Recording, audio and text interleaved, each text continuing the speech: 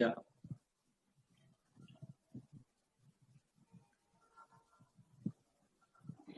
Namo Sang Hyang Adi Budaya, Namo Buddhaya.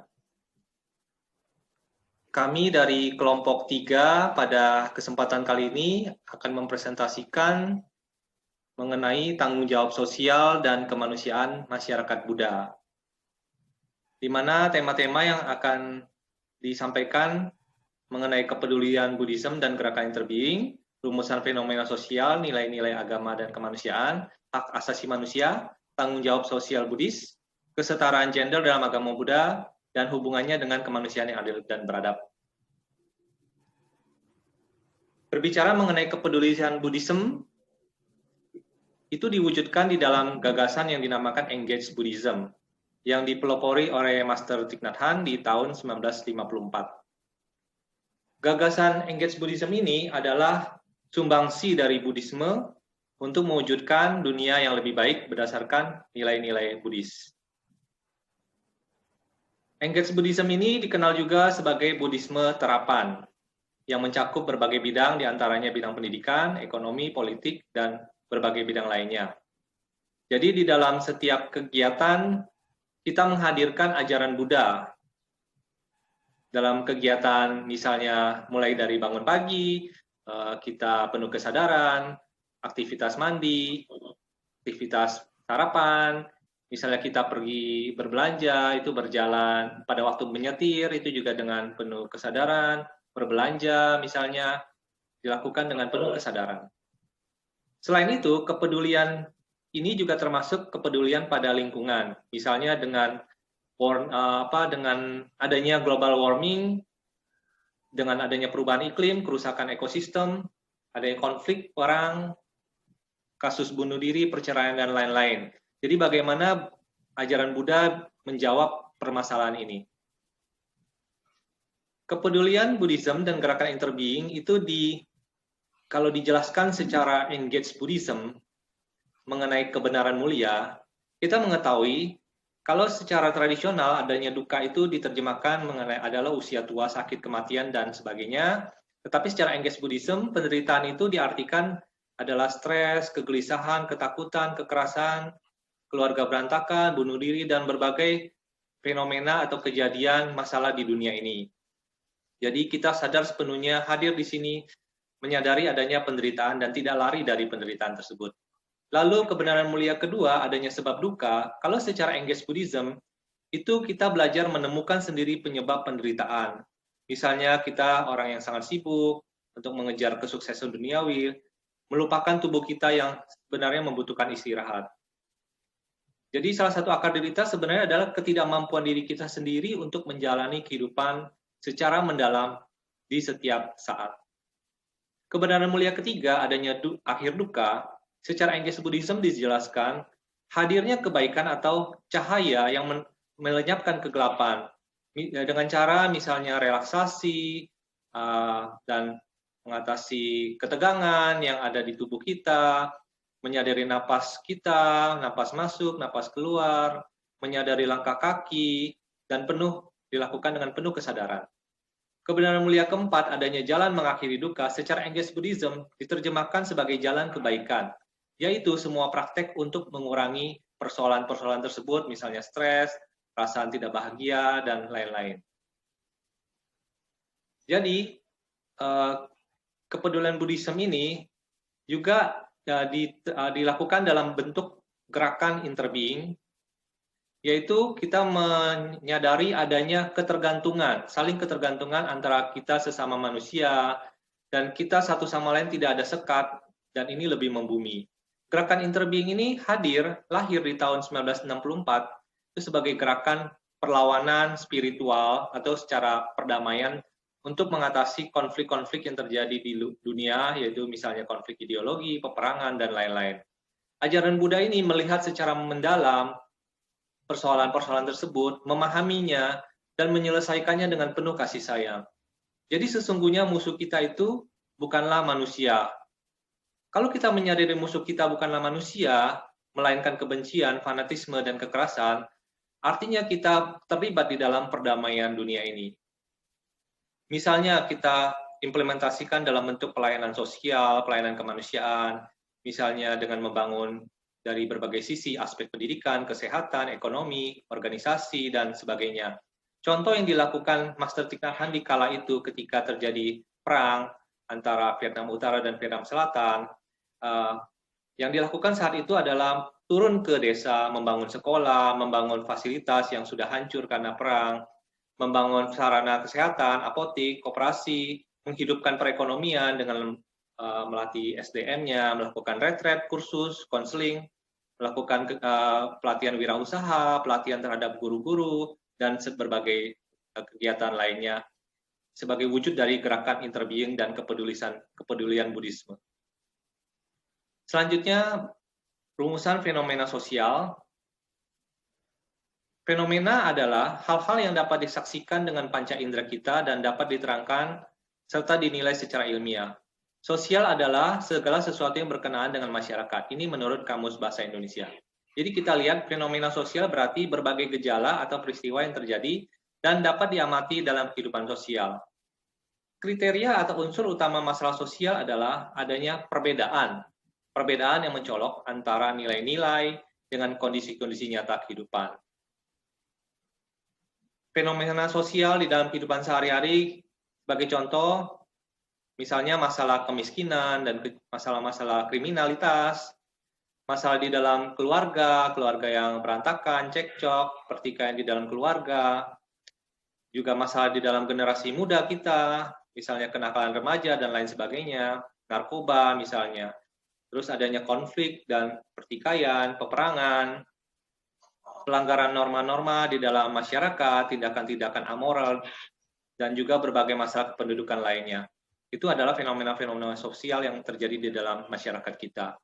Dan di sini bagaimana Dharma sebagai ajaran Sang Buddha itu bisa digunakan untuk mengatasi atau menghindari berbagai masalah tersebut. Jadi kegunaan Dharma ini untuk menghadapi permasalahan kehidupan dengan cara melihat akar dari penyebabnya. Yang sesungguhnya sumber masalah itu adalah ada pada diri kita sendiri, dan oleh sebab itu maka diri kita sendiri yang seharusnya bertanggung jawab. Jadi kuncinya adalah bagaimana kita memadukan Dharma di dalam kehidupan kita sehari-hari. Selanjutnya dilanjutkan oleh Bapak Rudianto Tan.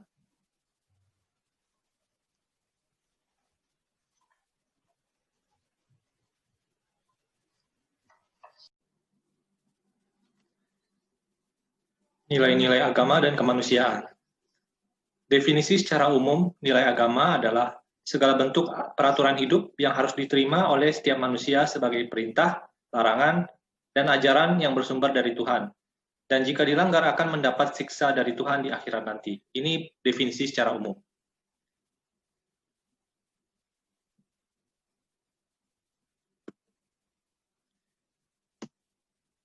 Definisi nilai agama kalau menurut para ahli, misalnya menurut Emil Durkheim, yaitu nilai agama adalah sistem terpadu yang terdiri atas praktek dan kepercayaan, yang berhubungan dengan hal suci yang mempersatukan umat dalam suatu komunitas. Menurut Sprenger, yaitu merupakan tatanan yang dijadikan pedoman oleh individu untuk menentukan keputusan dalam lingkungan sosial. Menurut Luckman, yaitu merupakan seperangkat kemampuan organisme manusia untuk membangkitkan alam biologis melalui pembentukan makna yang sifatnya objektif, memiliki daya tarik moral yang mengikat.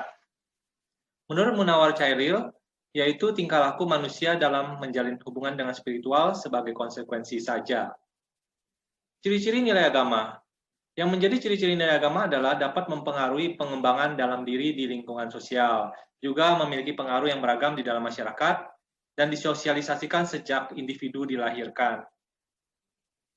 Ciri-ciri lainnya adalah sebuah konstruksi yang terbentuk melalui pedoman beragama, yaitu kitab suci, dan disosialisasikan melalui berbagai cara, melalui proses sosial, seperti kontak sosial dan interaksi sosial, dan saling terkait ya, dengan nilai-nilai lainnya, sehingga dapat membentuk pola dan sistem dalam masyarakat, serta keberadaannya mendarah daging.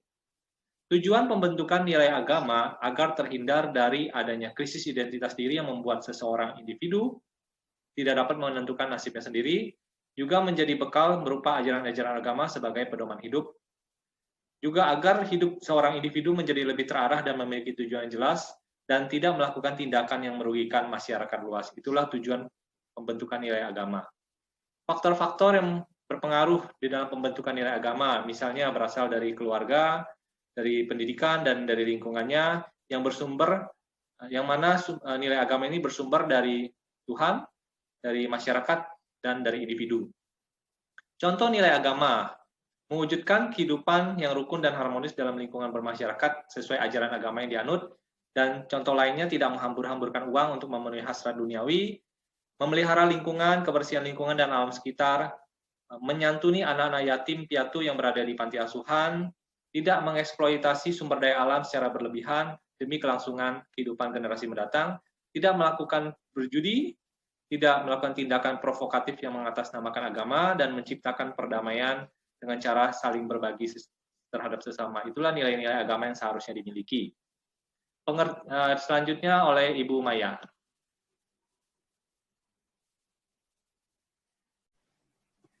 Selanjutnya adalah hak asasi manusia.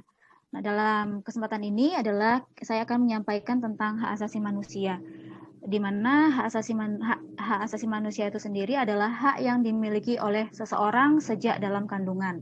Nah, kemudian di sini hak asasi manusia menurut Mukti itu adalah hak-hak yang melekat pada diri manusia karena seseorang itu manusia tidak bersumber dari suatu kedudukan atau kewajiban tertentu. Sedangkan dalam Mukadimah Deklarasi Universal Hak Asasi Manusia, HAM itu sendiri diartikan sebagai pengakuan terhadap martabat manusia yang alamiah sudah melekat sejak dalam kandungan. Oleh karena itu, setiap manusia memiliki hak yang sama dan yang tak dapat dihilangkan dari semua anggota keluarga adalah hak dasar bagi kemerdekaan, keadilan, dan perdamaian. Nah, ketetapan HAM ini sendiri dilatar belakangi oleh adanya penindasan dan penjajahan sesama manusia. Secara internasional, HAM itu sendiri diatur dalam sebuah deklarasi yang tadi sudah disampaikan adalah DUHAM. Ya, kemudian di Indonesia sendiri, hak asasi manusia itu diatur dalam Undang-Undang Dasar 1945 pada pasal 27 ayat 1, pasal 28, pasal 29 ayat 2, pasal 30 ayat 1, dan pasal 31 ayat 1. Selanjutnya.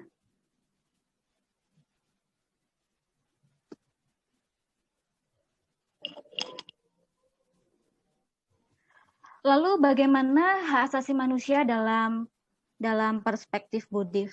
Nah, seperti yang telah kita ketahui bersama bahwa agama Buddha itu sendiri menentang adanya sistem kasta, di mana sistem yang masyarakatnya atau seseorang itu digolongkan berdasarkan dengan kelahirannya. Buddha sendiri juga sudah menentang hal seperti ini dengan di sini di dalam Wasala Sutta disampaikan bahwasanya bukan karena kelahiran seseorang disebut sampah masyarakat, bukan karena kelahiran seseorang disebut Brahmana, hanya karena perbuatan seseorang disebut sampah masyarakat, hanya karena perbuatan seseorang disebut Brahmana.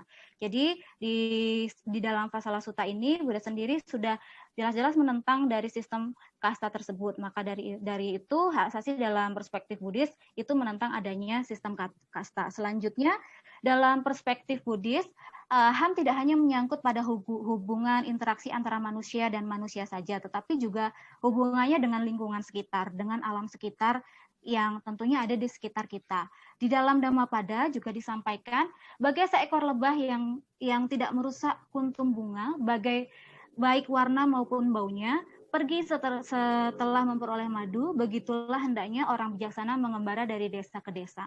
Nah, di sini kita bisa mendapatkan ilmu atau bisa mencontoh di mana seekor lebah yang tidak merusak lingkungan. Begitu juga dengan disampaikannya di materi ini bahwasanya hak asasi manusia dalam Buddhisme itu tidak hanya menyangkut hubungan manusia dan manusia saja, melainkan juga alam sekitarnya, sesuai dengan apa yang ada di dalam Dhammapada tersebut.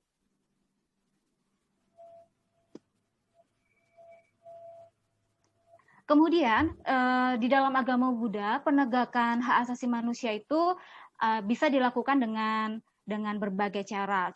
Salah satunya adalah dengan cara mengembangkan Brahma Wihara, di mana kita harus mengembangkan metta, cinta kasih, karuna, belas kasih, mudita, simpati, dan juga UPK atau batin seimbang. Dan juga selanjutnya dengan menjaga moralitas atau Pancasila Buddhis, di mana di setiap butir-butir dari sila tersebut juga menjaga butir-butir yang terdapat dalam HAM. Contohnya di dalam butir sila Pancasila Buddhis yang pertama yaitu menghindari membunuh. Dengan menghindari membunuh berarti kita sudah melindungi butir HAM, yaitu untuk melindungi hak untuk hidup. Begitu juga di butir sila yang kedua dalam Pancasila Buddhis, yaitu menghindari mencuri, berarti kita sudah melindungi hak kepemilikan. Kemudian di sila ketiga menghindari berasusila, berarti juga sudah melindungi butir HAM, yaitu melindungi hak pribadi atau hidup harmonis. Kemudian selanjutnya di sila yang keempat, yaitu menghindari ucapan tidak benar, artinya kita juga sudah melindungi butir HAM, yaitu melindungi hak kebenaran dan hak untuk berpendapat. Kemudian yang terakhir, yaitu di butir Pancasila yang terakhir, yang kelima, menghindari zat atau barang yang memabukkan. Ini artinya di dalam butir HAM kita sudah melindungi hak untuk tenang dan hak untuk hidup damai bahagia. Yang selanjutnya, nah ini juga disampaikan di dalam Sigalowada Sutta bahwasanya hak asasi manusia juga harus adanya hubungan timbal balik, ya. Maksudnya di sini adalah antara hak dan kewajiban itu harus seimbang. Nah, di dalam agama Buddha ini disampaikan di dalam Sigalowada Sutta, yaitu hubungan timbal balik hak dan kewajiban antara orang tua anak, guru murid, suami istri, teman sahabat, pemimpin agama dan umat, serta majikan dan pelayan. Begitu juga di dalam agama Buddha menjelaskan bahwasanya dengan menerapkan perasaan malu berbuat jahat atau hiri dan takut akibat perbuat jahat atau otapa, ini juga bisa menjadi salah satu penegak HAM dalam agama Buddha. Jika kita semua di dalam dunia ini mengembangkan hiri dan otapa, maka tidak akan ada lagi tindakan yang akan merugikan orang lain, dan pastinya sehingga hak asasi manusia yang melekat pada diri seseorang sejak lahir itu akan tetap terjaga. Selanjutnya bisa dilanjutkan. Terima kasih, Bos. Akan jelaskan yaitu tanggung jawab sosial Buddhis. Sebagai murid Buddha dan juga makhluk sosial, diharapkan seseorang dapat mempraktikkan tanggung jawab sosial Buddhis sesuai dengan yang diajarkan oleh Guru Agung kita Buddha Gautama, agar kehidupan sebagai manusia yang sulit didapatkan ini, selain dapat bermanfaat untuk diri sendiri, juga untuk makhluk lain dan lingkungan di mana seseorang berada. Lalu, ajaran Buddha yang manakah yang dapat dipraktikkan oleh seseorang untuk memenuhi tanggung jawab sosial Buddhisnya? Di antara ajaran para Buddha tersebut yang dapat dipraktikkan adalah antara lain, next, jalan mulia berunsur 8 atau Arya Sangika Magga yang terbagi ke dalam 3 kelompok, yaitu sila, samadhi, dan panya. Dengan sila, seperti yang diuraikan tadi oleh teman saya Bu Rosa, Ibu Maya, dengan sila seseorang dapat menghindari menyakiti atau juga merugikan makhluk lain dan lingkungan seseorang di mana berada. Dengan samadhi, maka batinnya akan berkembang sehingga dipenuhi dengan cinta kasih dan kasih sayang, sehingga seseorang dapat dengan mudah mempraktikkan saling tolong-menolong dan penuh kasih sayang terhadap sesama. Dengan panya atau kebijaksanaan membuat seseorang akan terus sadar untuk terus mempraktikkan tanggung jawab sosial Buddhisnya dengan sebaik-baiknya. Sedangkan ajaran Buddha yang lainnya itu yang terdapat di dalam Mahamangala Sutta mengenai berusaha yang tinggi. Di dalam syairnya ada kalimat mata pitu usaha tanah.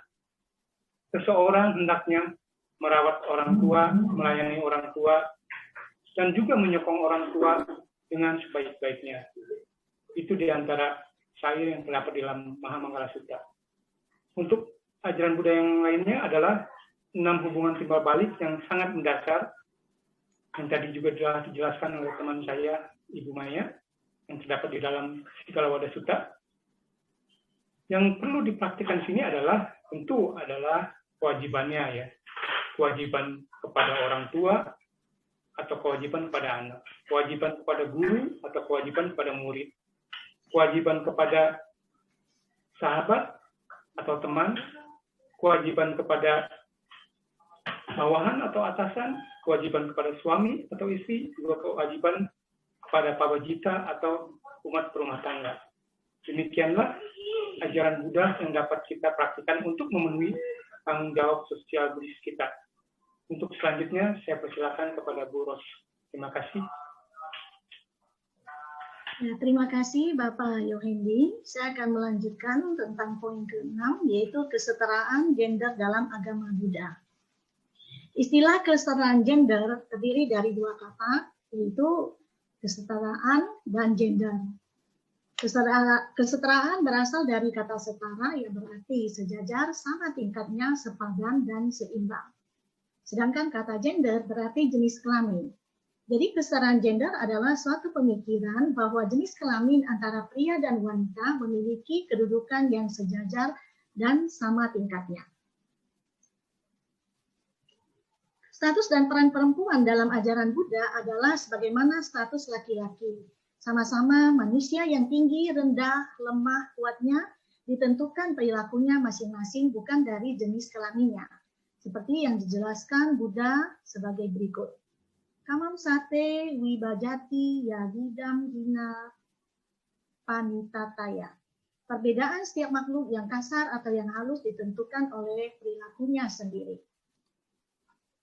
Menurut Sang Buddha, makhluk-makhluk adalah pemilik perbuatan mereka, pewaris perbuatan mereka. Mereka berasal mula dari perbuatan mereka, terikat dengan perbuatan mereka, memiliki perbuatan mereka sebagai perlindungan mereka. Adalah perbuatan yang membedakan makhluk-makhluk sebagai hina dan mulia. Perempuan dan laki-laki mencapai tingkat kesucian yang baik sebagai biku, bikuni, upasaka, dan upasika. Kesetaraan ada dan nyata, namun tidak menjelma sepenuhnya dalam sepanjang sejarah pergerakan perempuan Buddha, karena dikotori oleh kekotoran batin yang menentang kesetaraan perempuan dan laki-laki. Sejarah perjuangan pergerakan perempuan untuk memenuhi hak spiritualnya diawali dengan berdirinya Sangga Bhikkhuni pada abad ke-6 sebelum Masehi. Sangga Bhikkhuni sebagai sarana bagi perempuan untuk menempuh kehidupan spiritual diawali dari Ratu Mahapajapati Gotami yang berkeinginan untuk melepaskan keduniawian dan menjadi seorang bhikkhuni. Kemudian 500 istri dari 500 pangeran Sakya yang menjadi biku pada suatu peristiwa yang melatar belakangi pembabaran Mahasamaya Sutta memutuskan untuk menjadi bhikkhuni. Mereka menunjuk Ratu Mahapajapati Gotami menjadi juru bicara mereka untuk memohon kepada Buddha agar ditakdirkan menjadi anggota Sangga.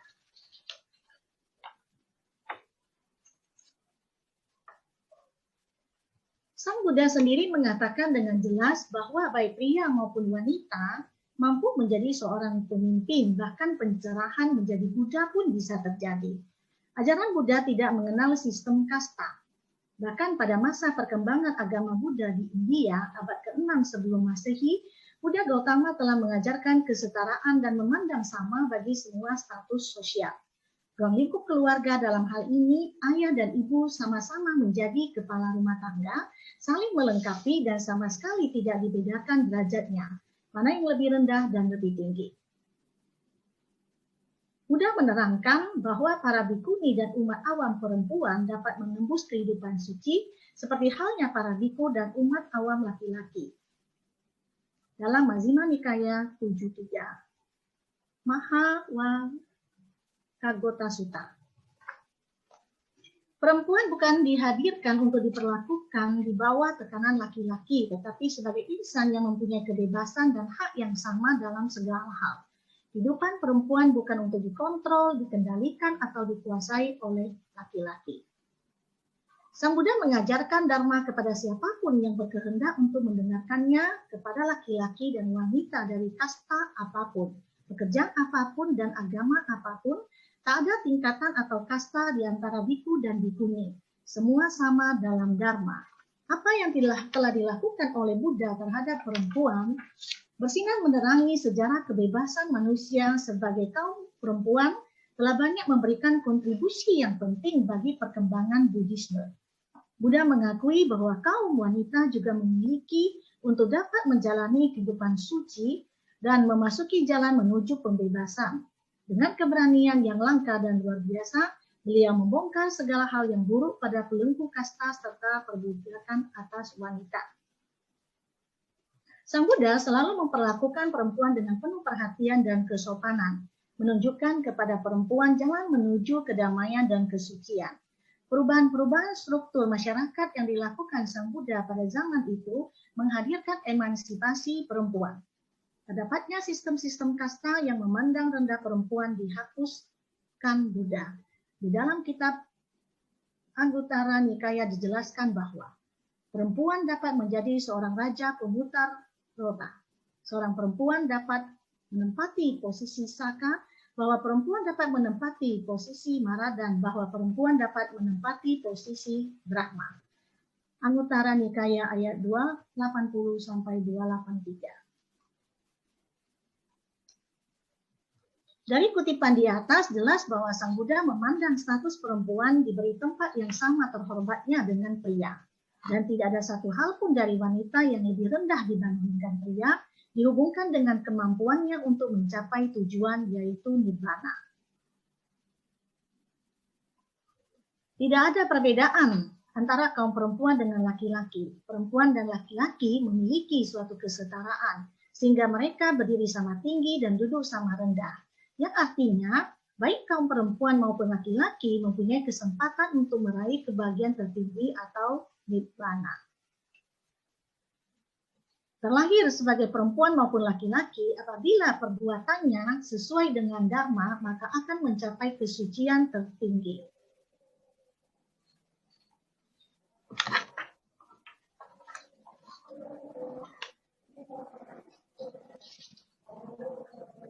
Kemuliaan perempuan dalam ajaran Buddha. Perempuan dan laki-laki mempunyai kesetaraan dan kesempatan yang sama untuk meraih kebahagiaan tertinggi Nibbana.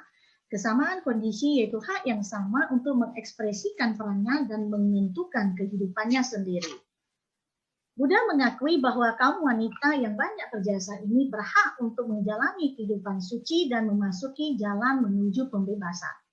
Laki-laki dan perempuan mempunyai kesamaan kondisi, yaitu mempunyai hak yang sama untuk mengekspresikan perannya. Baik laki-laki maupun perempuan dapat ikut serta dalam mengikuti berbagai kegiatan seperti politik, ekonomi, budaya, pendidikan, dan agama. Dalam berbagai kegiatan tidak ada lagi perbedaan antara laki-laki dan perempuan. Demikian dilanjutkan oleh Bapak Basri. Hubungannya dengan kemanusiaan yang adil dan beradab. Next. Dalam buku Human Rights Leaders menjelaskan dalam agama Buddha,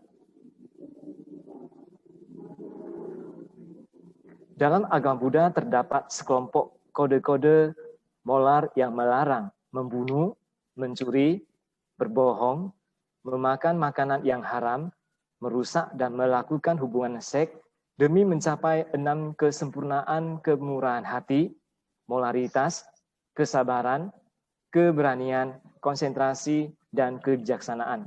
Next. Menurut Nur Niaman dan Setijo, kemanusiaan yang adil dan beradab mengandung pengertian bahwa bangsa Indonesia diakui dan diperlakukan sesuai dengan harkat dan martabatnya, selaku makhluk ciptaan Tuhan yang Maha Esa, yang sama derajatnya, sama hak dan kewajibannya, tanpa membeda-bedakan agama, suku, ras, dan keturunan. Next. Menurut konsep Buddhisme, kemanusiaan merupakan pengkristalan dari Dharma itu sendiri. Apapun bentuk dari praktik Dharma adalah bertujuan untuk memuliakan kemanusiaan, bahkan semua makhluk. Umat Buddha harus senantiasa mengembangkan 4 sikap batin yang luhur, Brahma Wihara, yaitu metta, pikiran cinta kasih universal, karuna, belas asih, mudita, simpati, dan upeka, batin yang seimbang. Next. Di dalam Sayutta Nikaya bab 1 halaman 227 menjelaskan, sesuai dengan benih yang telah ditaburkan, begitulah buah yang akan kamu peroleh darinya. Pelaku kebaikan akan mendapatkan buah kebaikan, pelaku kejahatan akan memetik buah kejahatan. Tertaburlah benih itu dan tertanamlah baik, engkau akan menikmati buah dari hasil darinya. Menurut Majjhima Nikaya bab 1 halaman 33, manusia yang beradab adalah manusia yang bermoral atau sila, baik dalam menimbulkan kebaikan dalam berperilaku, bertutur kata, dan berpikiran. Dengan memiliki sila dicintai, dihormati, dan dihargai oleh orang lain. Next. Dengan cara yang sama, hendaknya engkau mengembangkan pikiran cinta kasih kepada teman dan lawan, tanpa perbedaan. Setelah mencapai kesempurnaan dalam cinta kasih, engkau akan mencapai pencerahan dalam Janaka Nidana kata 99. Dalam Maha Dhammapala Jakata disebutkan bahwa bodhisattva muda memberikan cinta kasihnya dalam nilai yang sama terhadap ayahnya yang kejam, memerintahkan agar ia disiksa dan dibunuh oleh petugas yang keji. Ibunya yang tercinta berduka terhadap dirinya yang sederhana. Kebencian tidak akan berakhir. Bila dibalas dengan kebencian, kebencian akan... Next. Kesimpulan, dengan mengembangkan Brahma Wihara untuk meningkatkan molar melalui Pancasila Buddhis, menghindari pembunuhan, pengambilan barang yang tidak diberikan, perilaku seks yang salah, berbohong, dan mabuk-mabukan yang dapat mengakibatkan kelengahan. Tidak melakukan segala kejahatan, mengembangkan kebaikan, sucikan hati dan pikiran. Inilah inti nilai-nilai yang ada di sila kedua. Alas saling menyayangi dan menghargai kehidupan Indonesia menjadi lebih tentram, nyaman, dan sejahtera. Demikianlah kami dari kelompok 3 menyampaikan makalah. Nah, sampai di sini saya ucapkan terima kasih.